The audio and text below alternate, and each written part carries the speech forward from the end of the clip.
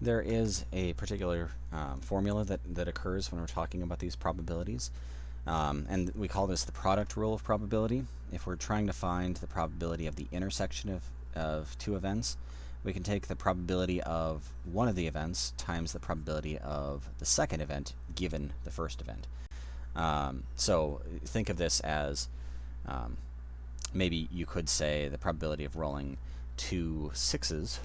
The probability of getting the first 6 is 1 out of 6. The probability of getting the second 6, given that you got the first 6, well, it doesn't change it. It's still 1 out of 6. The probability of getting both of them being 6s would be 1/6 times 1/6. That would be 1/36. So that's kind of an easy example, but it illustrates how we use this product rule of probability.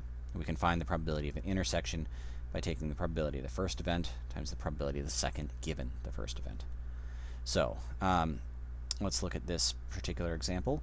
In a class with 2 out of 5, or with 2/5 women and 3/5 men, if 25% of the women are business majors, find the probability that a student chosen from the class at random is a female business major. So let's assign some events here. Let's say F is female, just because that seems fairly logical. Let's say E is business major, because it's an event. We have to use E, right?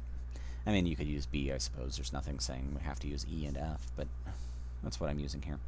So what I can say here is that the probability, we were given the probability of F is 2/5, or what, 0.4, I guess. We were given the probability of business major. No, we weren't given the probability of business major. We were given the probability 25% of women are business majors. So we were given, this right here is not saying, this is kind of taking both women and business majors into account. This is saying if we restrict our view just to women, then there's 25% of them are business majors. In other words, we're saying, given that we're talking about a woman, the probability that they're a business major, in other words, probability of E given F is 0.25. Let's call this 0.4, just so I'm dealing with all decimals and no fractions floating around. Alright, so what we're trying to find here is what is the probability that a student chosen from the class at random is a female business major. We're trying to find the probability of E intersect F. We want both business major and female. We want this intersection here.